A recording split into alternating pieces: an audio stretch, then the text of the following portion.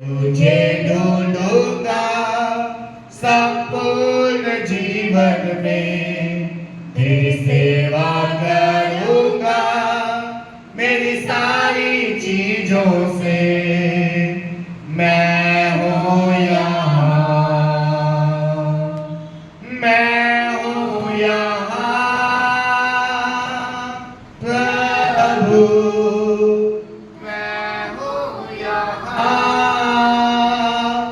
प्रभु, मैं हूँ यहाँ प्रभु, मैं हूँ यहाँ। ओ दौलत मेरा तू मेरी चंगाई है, संकट में सामर्थ है मेरा प्रभु।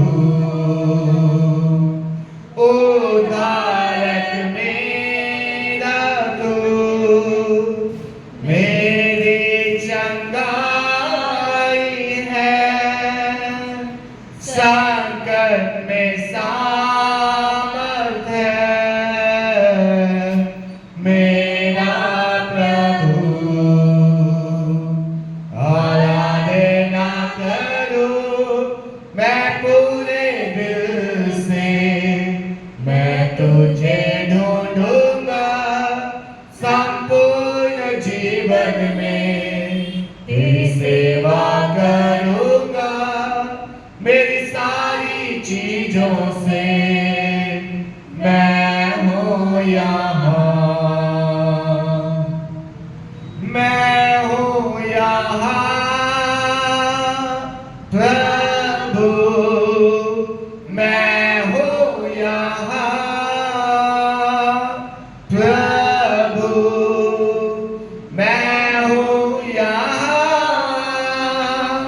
प्रभु, मैं हूँ यहाँ। तू मेरा चरवाहा साथ बनता है मेरा, छिपने का स्थान है तू मेरा प्रभु। तू मेरा चरवाहा साथ बना है मेरा, छुपने का स्थान है तू मेरा प्रभु। आराधना करूं मैं पूरे दिल से, मैं तुझे ढूंढूंगा संपूर्ण जीवन में, तेरी सेवा करूंगा मेरी सारी चीजों से। मैं हूँ यहाँ, आराधना करूं मैं पूरे दिल से, मैं तुझे ढूंढूंगा संपूर्ण जीवन में, तेरी सेवा करूंगा मेरी सारी चीजों से। मैं हूँ यहाँ, मैं हूँ यहाँ प्रभु, मैं हूँ यहाँ प्रभु, मैं हूँ यहाँ प्रभु, मैं हूँ यहाँ। तू मेरा शरणस्थान, तू मेरा गढ़ है, संकट में मेरा दोस्त मेरा प्रभु। तू मेरा शरणस्थान, तू मेरा गले है, संकट में मेरा दोस्त, मेरा प्रभु।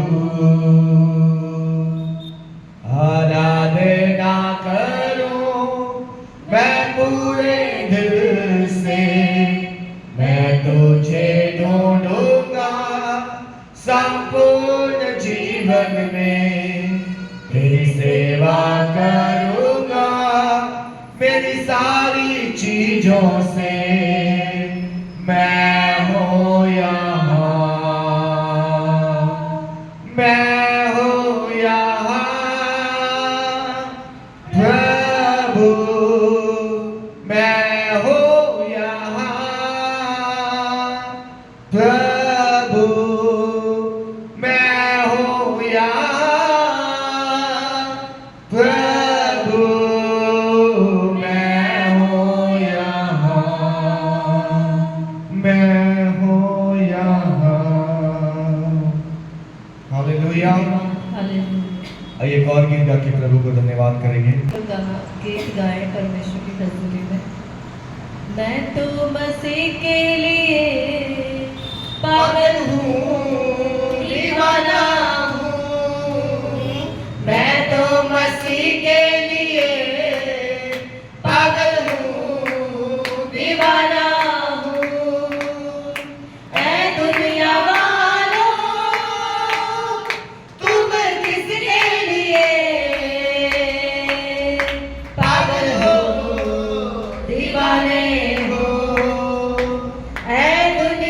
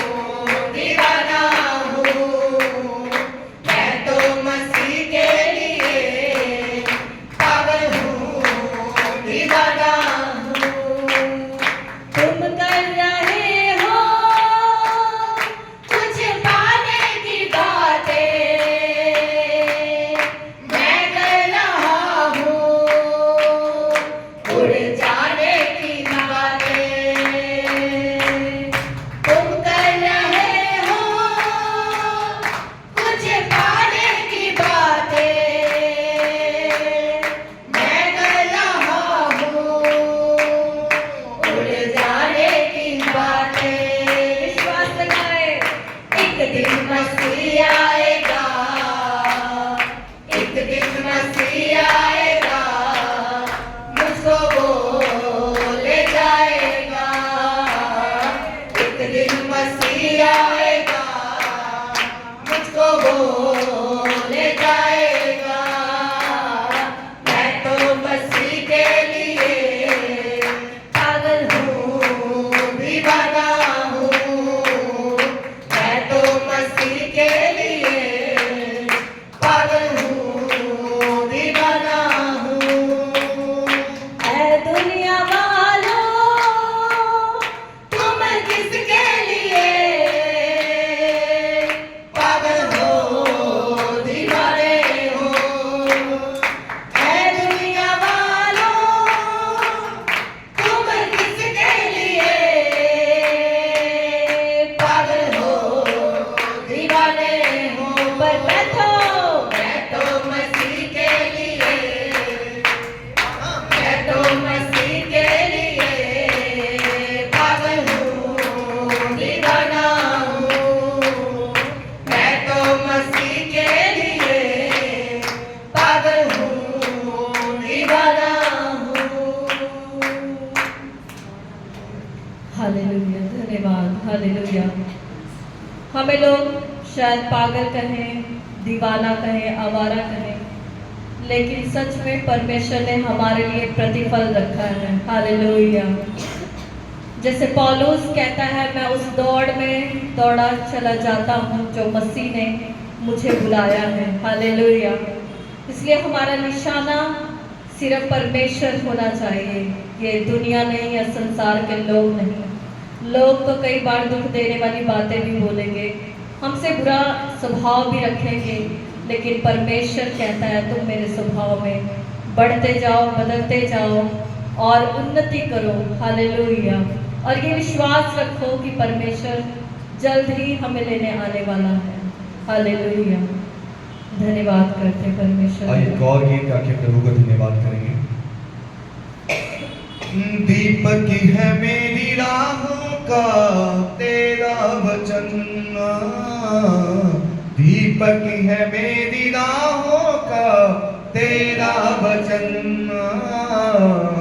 उजियाला है निगाहों का तेरा वचन, उजियाला है निगाहों का तेरा वचन। तू आस है, विश्वास है, तेरी मोहब्बत खास है। तू आस है, विश्वास है, तेरी मोहब्बत खास है। तुझ तक ले आती है खुदा जिसको तेरी लगन, तुझ तक ले आती है खुदा जिसको तेरी लगन। दीपक है मेरी राहों का तेरा वचन, उजियारा है निगाहों का तेरा वचन। मैं कुछ नहीं जो कुछ भी हूँ तेरी दया से, पर्दे हट मेरी आंखों से तेरी दया से। मैं कुछ नहीं जो कुछ भी हूँ तेरी दया से, पर्दे हट मेरी आंखों से तेरी दया से। तेरे नाम में जीना आया, बुरे काम का छूटा साया। तेरे नाम में जीना आया, बुरे काम का छूटा साया। मन हो गया अब तो मसीह तुझ में मगन, मन हो गया अब तो मसीह तुझ में मगन। दीपक है मेरी राहों का तेरा वचन, उजियारा है निगाहों का तेरा वचन। तू आस है, विश्वास है, तेरी मोहब्बत खास है। तू आस है, विश्वास है, तेरी तुझ तक ले आती है खुदा जिसको तेरी लगन, तुझ तक ले आती है खुदा जिसको तेरी लगन। दीपक है मेरी राहों का तेरा वचन, उजियाला है निगाहों का तेरा वचन। झूठे ख्यालों की दुनिया में दौड़ता था मैं, झूठे ख्यालों की दुनिया में दौड़ता था मैं।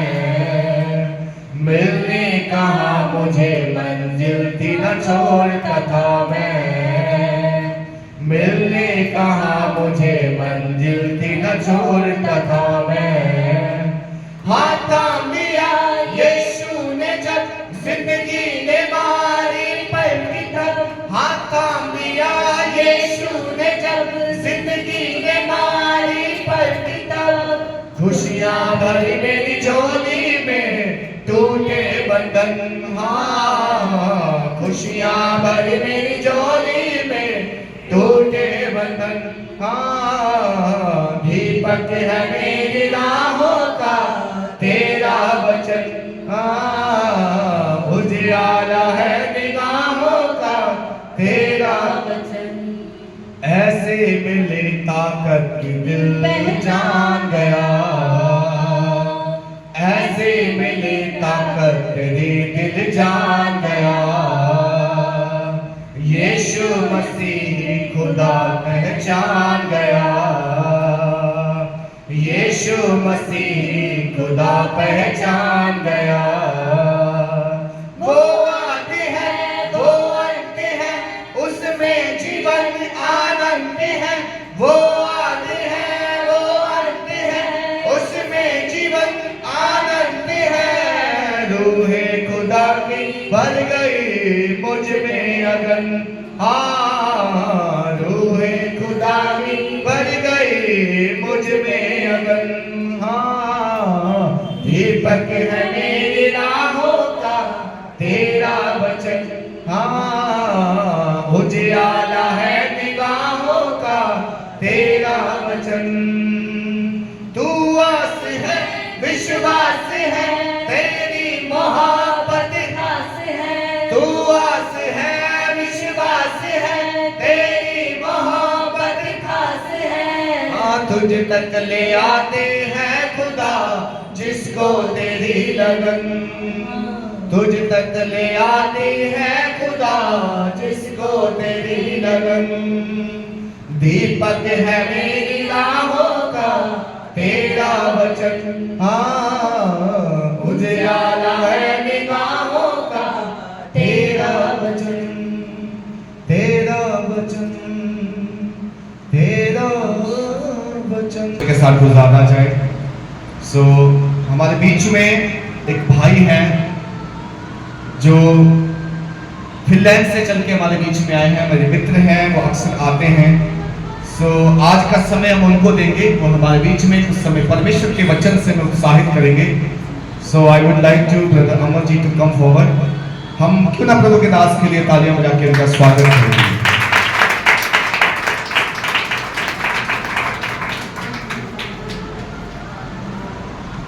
आप वाइट वाला माइक लेंगे, दूसरा लेंगे?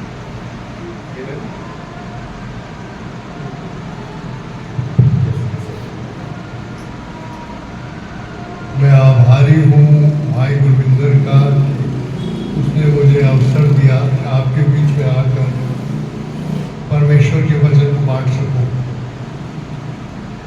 इससे पहले कि मैं आपको बताऊं कि मैं ये वचन क्यों बांट रहा हूँ, मैं आपको अपनी छोटी सी गवाही देना चाहता हूँ। अगर आप मरकुस की पुस्तक का 2 अध्याय खोलें और उसकी 1 से 12 तक की आयत को पढ़े, क्या सबको सुनाई दे रहा है जो मैं कह रहा हूँ? यस, स्पष्ट है? मरकुस की इंजील उसका 2 अध्याय, 2 चैप्टर, 2 भाग 1 से 12 तक में एक ऐसे आदमी की कहानी है जो अपाहिज था, जिसको लकवा मारा गया था और जिसको 4 आदमी उठाकर यीशु मसीह के पास लाए गए। प्रिय दोस्तों, हमारे जवानों, हमारे बुजुर्गों, जो कोई बच्चों, सब जो भी है, जब मनुष्य को यीशु मसीह के पास ले जाया जाता है तो उसके जीवन की कहानी बदल जाती है। उसके जीवन का जो आधार है वो बदल जाता है। उसकी जीवन में एक ऐसी अलौकिक शक्ति आ जाती है कि उसके जीवन की हर बात में उसका मार्गदर्शन करती है। उस आदमी को अपंगता थी और मैं यूनिवर्सिटी ऑफ हेलसिंकी फिनलैंड की राजधानी है, जैसे हमारी राजधानी दिल्ली है, वहाँ पढ़ता था, लेकिन मैं मानसिक रूप से अपंग था।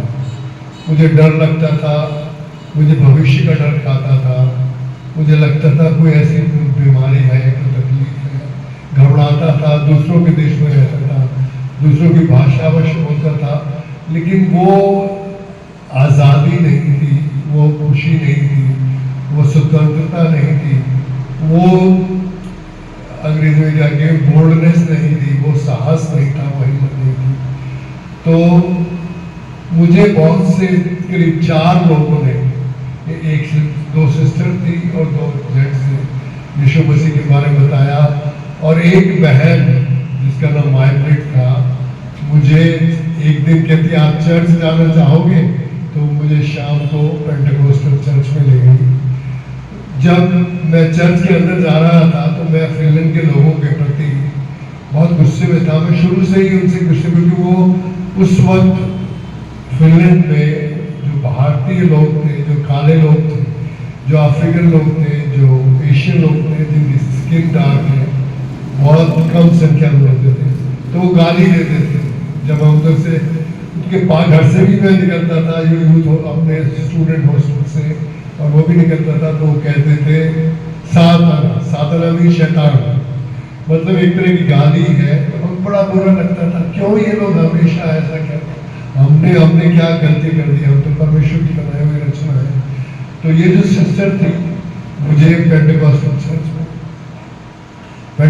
चर्च में ले गई, और जब चर्च की मीटिंग वर्शिप के बाद, जैसे आप वर्शिप कर रहे थे, खत्म हुई, तो ऑल्टर कॉल के लिए आगे की वेदी के पास बुलाया गया कि क्या आप चाहते हैं कि आपके लिए दुआ किया जाए। मैं भी आगे गया, माइब्रेट ने कहा कि आप आगे जाना चाहते हो, तो मैं आगे गया, और मेरे लिए वहाँ पर उपलब्ध पादरी साहब ने दुआ की, और जैसे ही उन्होंने दुआ की, मेरे अंदर जो कड़वाहट थी, जो गुस्सा था, जो आंसू थे, जो दर्द था, वो निकल गया। मैं हैरान हो गया कि जब मैं अंदर आ रहा था तो गुस्से में था, लेकिन वो सारा गुस्सा चला गया, और मेरे अंदर एक माफ़ी करने की क्षमता आ गई। और जब मैं माइब्रेट के साथ बाहर गया तो मैं बिल्कुल फिट था। मैं हैरान हो गया, हमारे देश में मैं कितने सारे जगहों पर गया हूँ जिन्हें पवित्र स्थान कहा जाता है, जहाँ लोग पूजा आराधना के लिए जाते हैं, पाठ कीर्तन के लिए जाते हैं, लेकिन ऐसा तो मैंने कभी नहीं देखा। वो इसलिए था कि वहाँ यीशु मसीह की उपस्थिति थी। धीरे धीरे मुझे बाइबल दी गई, बाइबल दी, मैंने बाइबल पढ़ी। बाइबल में मैंने पढ़ा कि जब मैं भूखा था तो तूने मुझे खाना दिया, जब मैं प्यासा था तो तूने मुझे पीने को ड्रिंक दी, और जब मैं बीमार था तो मेरे पास विजिट की। तो मैंने कहा ऐसा तो किसी धर्म में बोला नहीं जाता, ऐसा तो किसी रिलीजन में बोला नहीं जाता। वो तो सारा का सारा हिसाब किताब पश्चिम देशों की तरह है, जब कोई बीमार हो जाता है उसे अस्पताल में लिया जाता है, लेकिन मसीह धर्म में उसके लिए प्रार्थना की जाती है। तो धीरे धीरे बाइबल के पढ़ने से मेरे अंदर प्रकाश आने लगा। और एक दिन मैंने अपने पादरी साहब के पास गया और उनको बोला कि पादरी साहब ये तो बड़ा अजीब है, मैं तो सिख धर्म से हूँ, हिंदुस्तान से आया हूँ, यहाँ स्टूडेंट हूँ, और ऐसा मुझे फील होता है कि कुछ मेरे अंदर कुछ नया अनुभव आ रहा है, और मेरी जो अंदर का अंधकार है प्रकाश बदलता जा रहा है। तो पादरी साहब ने बोला जो वहाँ के पास्टर, अमेरिकन पास्टर थे, ये सच है क्योंकि आपको परमेश्वर का ज्ञान हो रहा है। तो उन्होंने कहा कि अगर आप ऐसा चाहते हैं कि हम आपको बपतिस्मा दे दें जब मैंने कहा शब्द बपतिस्मा तो मैं घबरा गया। मैंने कहा अरे कहीं मुझे क्रॉस पहना देंगे और मेरा नाम अमरजीत से बदलकर कोई एंथोनी या रॉबर्ट या कोई तिमोती रख देंगे। मैं क्रॉस नहीं पहनना चाहता। मैं रहने भाग गया वहाँ से पाकिस्तान से। लेकिन धीरे धीरे वो जो आत्मा थी, परमेश्वर की आत्मा मेरे अंदर काम करने लगी और एक दिन दोबारा मैं पाल साहब के पास गया और मेरे अंदर इतना प्रेशर था पवित्र आत्मा का कि मैंने विश्वास करना शुरू कर दिया। मैंने पाल साहब को बोला, पाल साहब आपके परमेश्वर पर जिसको मैंने तिरस्कार किया था 6 महीने पहले, मैं विश्वास करना चाहता हूँ और बताइए बपतिस्मा लेने के लिए क्या करना पड़ेगा।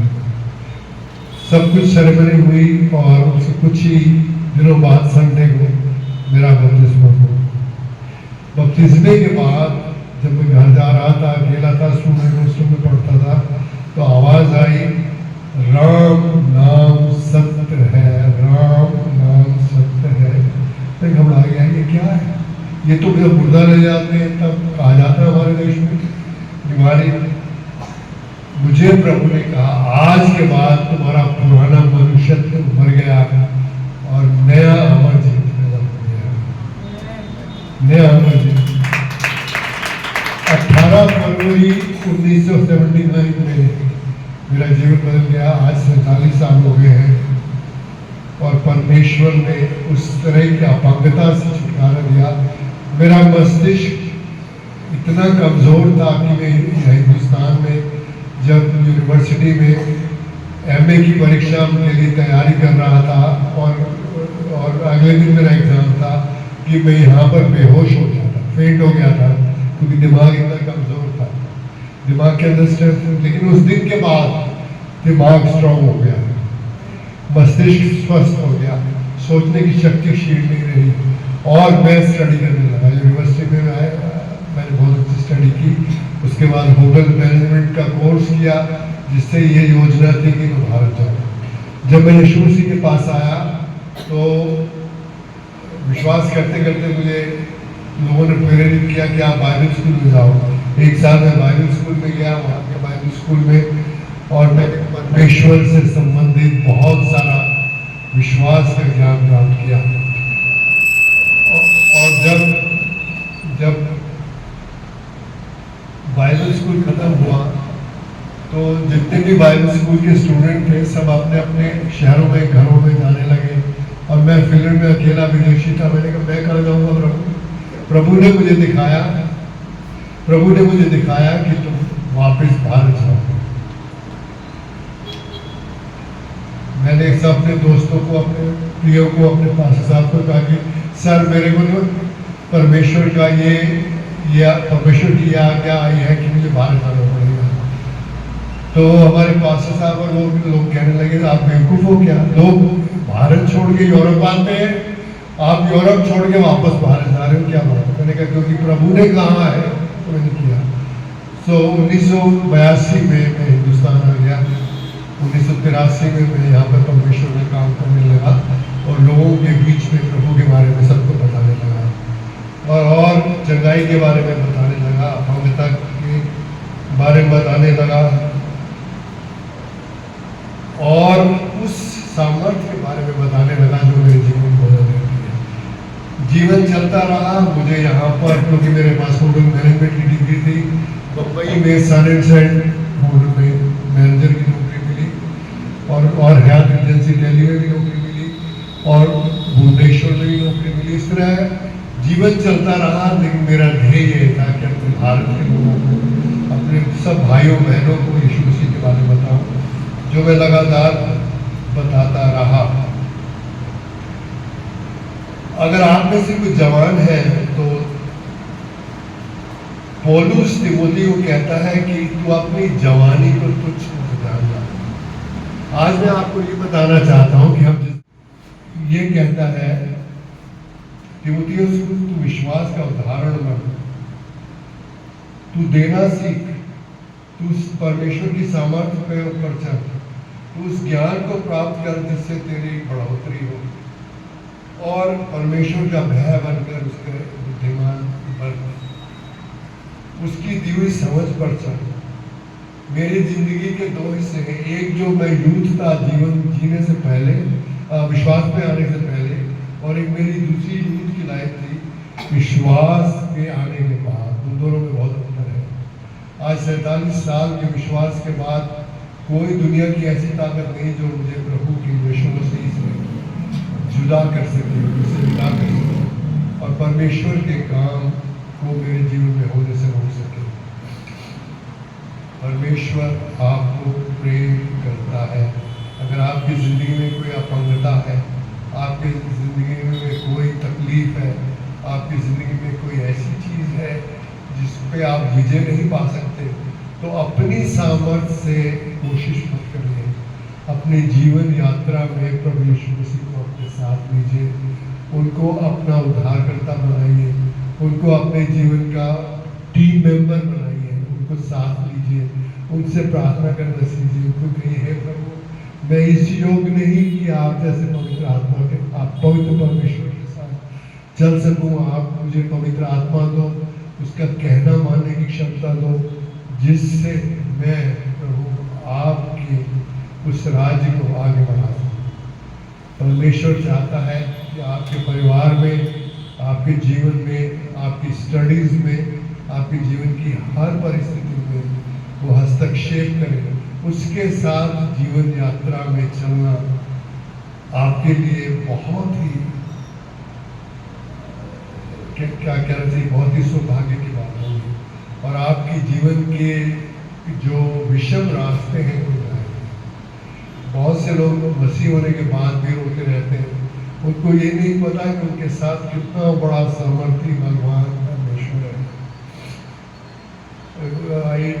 पुराने नियम में यशाया कहता है, अंग्रेजी में कहेंगे, मेरे को एक शापित हूँ मैं, जो वो to me I am a man of unclean lips. मेरे जो होठ हैं वो गंदे हैं, लेकिन मेरी आंखों ने उस परमेश्वर की महिमा को देखा है।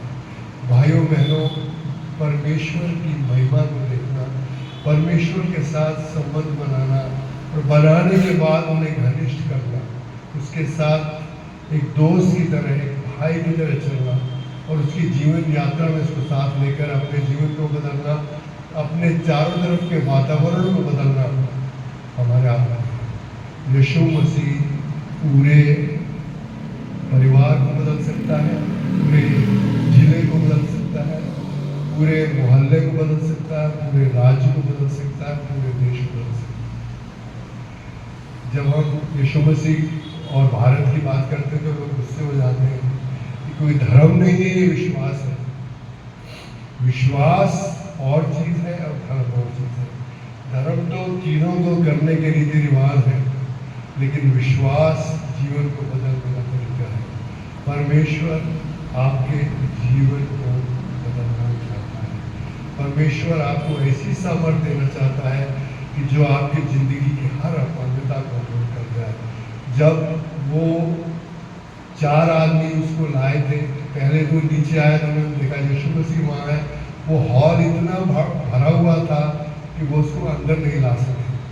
तो उन्होंने क्या किया, बाइबल ये कहती है कि उन्होंने जाकर छत में खोल छेद किया और उस आदमी को यीशु मसीह के पास लटका दिया। छत से इधर से नहीं आ सकता तो ऊपर से चढ़ेगा सीढ़ियों से, फिर ऊपर जाएगा, छेद करेगा और यहाँ लटका देगा। यीशु मसीह ने कहा, जा तेरे पाप क्षमा हो गए, उठ और चल। पाप तो क्षमा होंगे ही होंगे, उसके साथ वो शारीरिक रूप से उठकर चलने लगे। आप सोचिए, एक अपंग आदमी जो सड़क पर बैठा है चलने लग जाएगा। अब देखिए एक अंधा आदमी जिसकी आंखों को रोशनी मिल जाए। आप देखिए एक बीमार व्यक्ति अपनी लंबी उम्र की बीमारी से चलने लग जाए। आप मानिए अगर कोई आदमी जिसे कैंसर है, उसका कैंसर ठीक हो जाए। आप मानिए उस बेटी को जिसको कभी तक शादी करने की इच्छा है, शादी का रिश्ता मिल जाए, उस लड़के को जो शादी का है। ये सब चीज़ें, जीवन की सब उपलब्धियां हमारी जिंदगी में आ सकती हैं। ये कोई झूठा विश्वास नहीं, सही विश्वास है। लेकिन परमेश्वर को हमें अपनी यात्रा में साथ लेना पड़ेगा, उसके साथ संबंध बनाने पड़ेंगे, और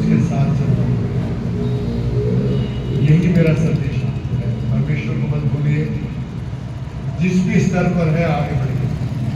और अगर आप उससे दूर हो गए, पीछे रह गए, तो अपने पीछे के व्यवहार के लिए उससे क्षमा मांगिए और फिर से दोबारा अपनी यात्रा को शुरू कर दीजिए। आपके साथ दुनिया का उद्धारकर्ता, दुनिया का मालिक, दुनिया का इंचार्ज आ सकता है और वह आपके जीवन को बदल सकता है। आमीन।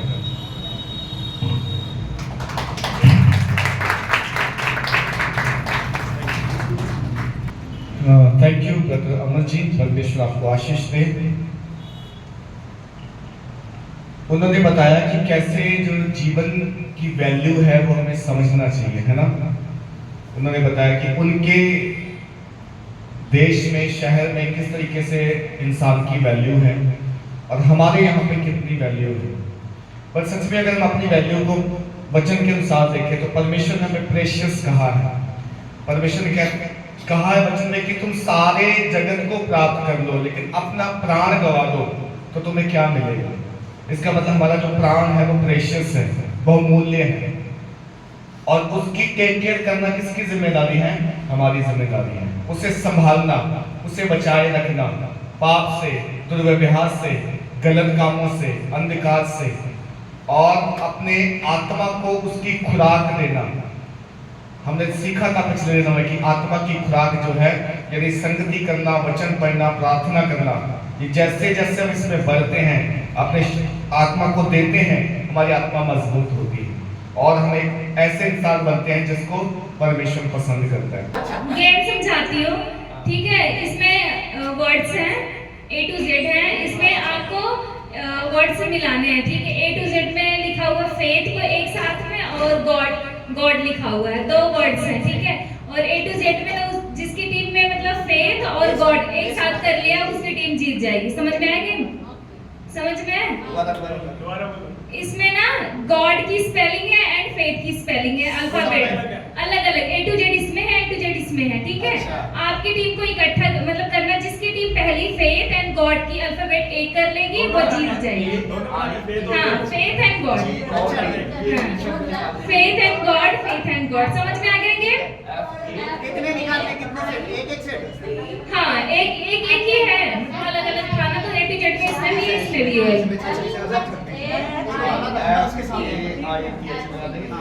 जिसका भी हो जाएगा, जिसका भी हो जाएगा वो जल्दी से यहाँ पे आके, ठीक है। मैं बोलूंगी 1 2 3 उसके बाद ही, ठीक है। बोलूंगी 1 2 3 गो।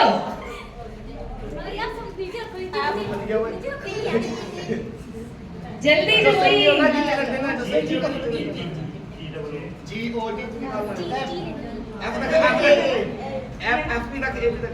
जिसका भी बन जाएगा वो फर्स्ट में आगे आ जाएगा। गॉड आ गया जी। आई कहाँ है? आई कहाँ है? गॉड आ गया मेरे पास। आई होना इसमें नहीं है, कहीं अक्षर नहीं है इसमें। है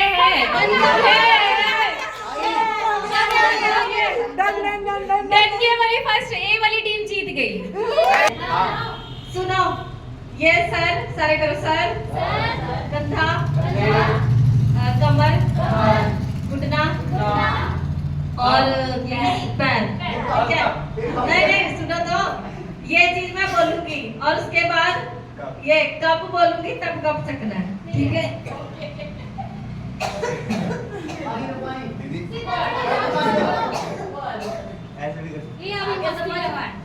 Are you ready? Yes. ऐसे नहीं ऐसे। Are you ready? Yes. Are you ready? Yes. कैसे करे सारे? ऐसा लग रहा बोल रहे मिलने वाले ने बोला तो जगह।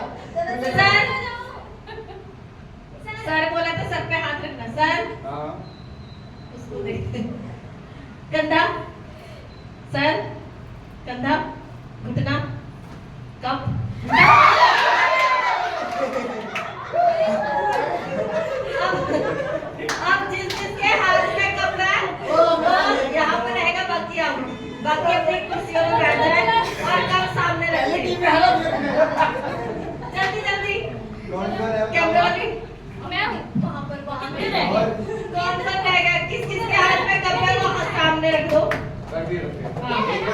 एक बंदा इधर आ जाओ। चलो मैं आ जाऊंगा, नहीं, सीट पे आ जाओ। ये रख दो ना, मैं आ जाऊंगा। ऐसे कैसे कम हो गए?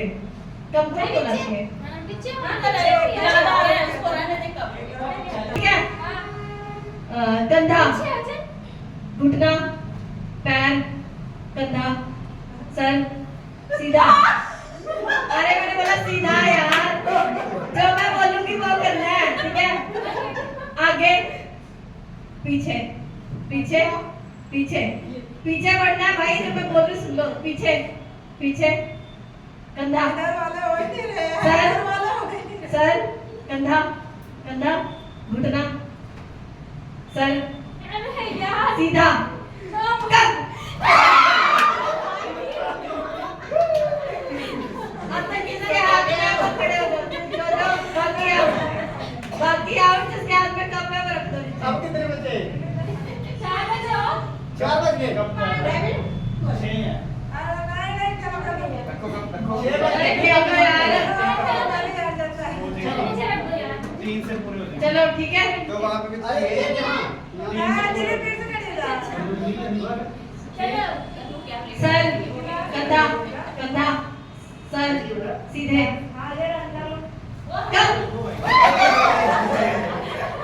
अब किसके हाथ में? किसके हाथ में वो खड़े हो जाओ, किसके हाथ में? एक बंदा। चलो डेविड आ जाओ। डेविड, ठीक है? सर, कंधा, कंधा, सर, सर, सीधा, दूर, कमर, भैया घुटना, एड़ी, पंजा, दो।